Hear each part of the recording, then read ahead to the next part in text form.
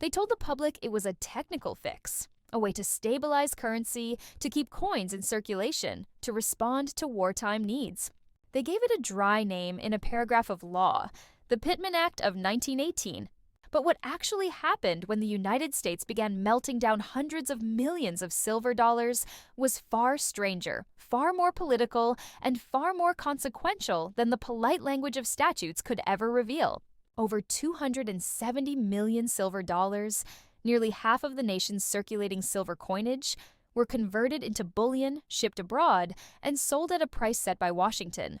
It was one of the largest and most mysterious monetary operations in American history, and the real reasons for it were barely whispered in public at the time. If you like stories where money meets power, where public policy masks private gain, and where international pressure forces a hidden choice, this is one you will love.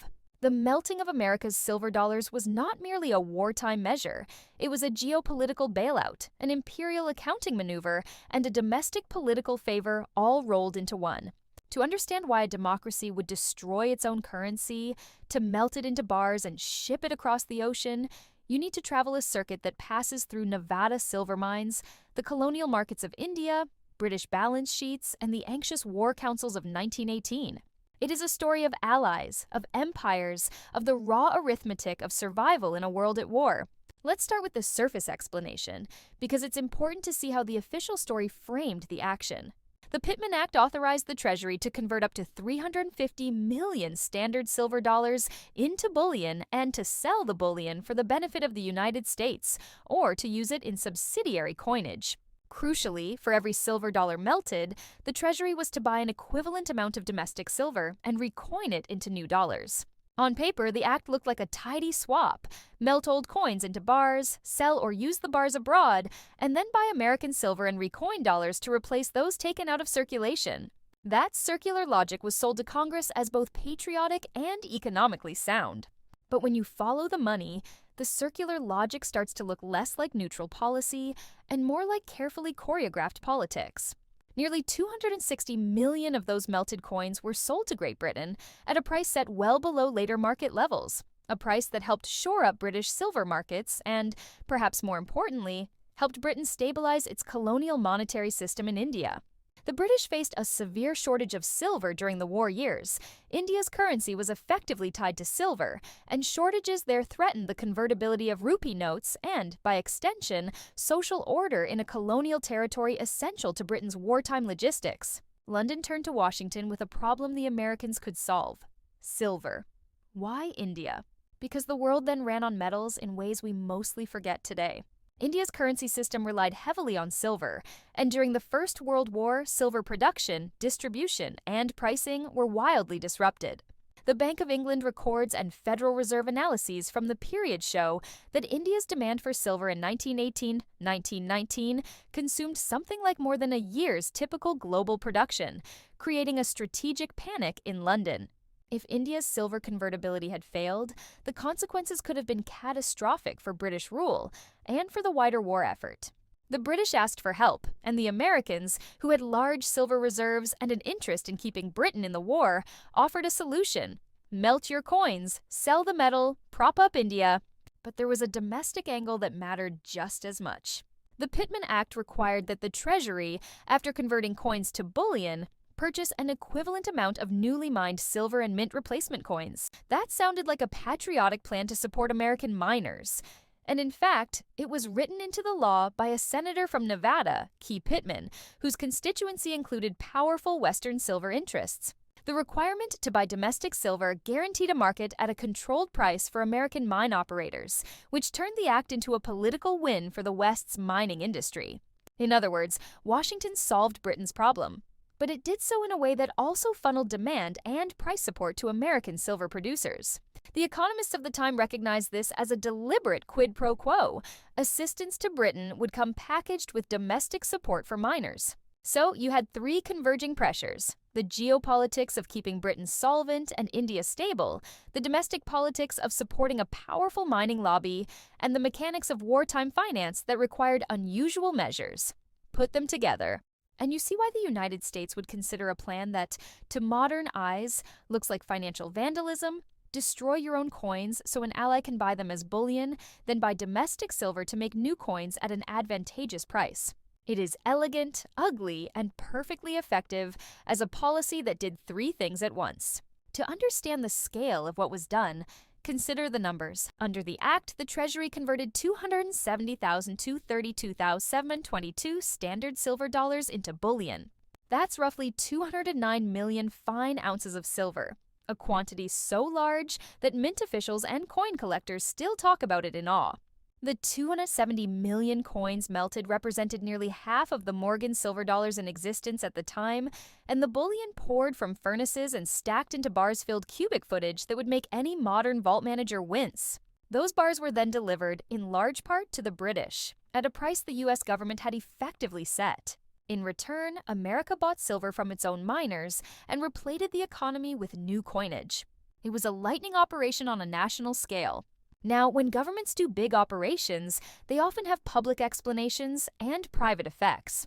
The public got the explanation about stabilizing currency and balancing circulation. The private effect was the shore up of British imperial finances and domestic mining profits. But there's an extra layer. Some historians argue that the Pittman Act was also a form of wartime diplomacy. The United States was asserting itself as a global supplier and creditor, a power broker willing to take monetary steps to keep allies solvent, and in return, the U.S. expected a seat at the post-war table. Selling silver to Britain wasn't just about coins, it was about influence. You help a struggling ally keep its empire together, and that ally will remember the favors when the peace is negotiated. Several analyses of the period highlight this as a strategic motive behind the act: geopolitics, not philanthropy. And yet, the story has consequences that ripple beyond politics. The act depressed the market for Morgan's silver dollars in the short term, created a shortage of collectible issues, and forever changed numismatic history. But more profoundly, it helped set monetary precedent. The operation taught markets that coinage could be manipulated not only to affect domestic monetary conditions, but also to serve foreign policy ends. That precedent matters because it blurred the line between domestic monetary policy and international political objectives. And when that line is blurred, trust in currency becomes a partly political question. Trust matters for reserves and for the credibility of paper money. The Pittman affair subtly rewired how nations saw the neutrality of currency. People sometimes ask whether ordinary Americans noticed. The short answer is, not much. At least not in the way collectors or historians notice today. Most citizens were transacting in paper and small coinage. Morgan dollars were semi-specialized coins, not everyday pocket change for wage earners. And the war atmosphere, the headlines, the casualty lists, the rationing, and the extraordinary fiscal measures drowned out the numismatic shock. It was only among coin collectors, mine owners, and London balance of payments priests that the operation registered as a seismic event. Yet because it was a political move with economic beneficiaries, it left fingerprints. Mining companies saw demand. The Treasury's requirement to buy newly mined silver supported prices for producers, and Britain received critical bullion to maintain its imperial financial plumbing. There are also fascinating side threads I found in the archives that hint at more human decisions behind the law. Some letters between policymakers show incredulity that such a large weight of coin could be melted and shipped during wartime without creating domestic panic. And Treasury memoranda reveal careful choreography to ensure the operations were gradual and technically framed as routine minting procedures. There's a bureaucratic elegance in the way the law was written, specific language that allowed flexibility, but also legally required domestic purchases to replace the melted coins, which reveals a Washington comfortable with deal-making and with balancing different interest groups in a time of emergency. In short, this wasn't clumsy bookkeeping. It was politics executed with immense precision. Finally, there is a modern lesson tucked into this odd chapter of monetary history. The Pittman Act shows how a state can use its monetary instruments to achieve geopolitical objectives, and how domestic industries can be woven into those objectives by law. Today we talk about sanctions, digital currencies, and global reserve currency politics as if they are new. They are not. The United States used coinage, a physical metal, as an instrument of foreign policy 100 years ago, and it did so in a way that reshaped markets and rewarded political constituencies. That is a powerful reminder that money is always political, and that seemingly technical acts can write new rules for who profits and who pays. So, what should we take away from this story? First, never assume a simple public explanation is the whole story when governments perform large financial operations in wartime. There are almost always strategic, diplomatic, and domestic political motives layered beneath. Second, the mechanics of policy matter. The way the Pittman Act required domestic purchases ensured miners benefited, and that design was intentional. Third, the precedent matters. Once you accept that currency can be used as foreign policy, you make it easier for future states to accept similar uses.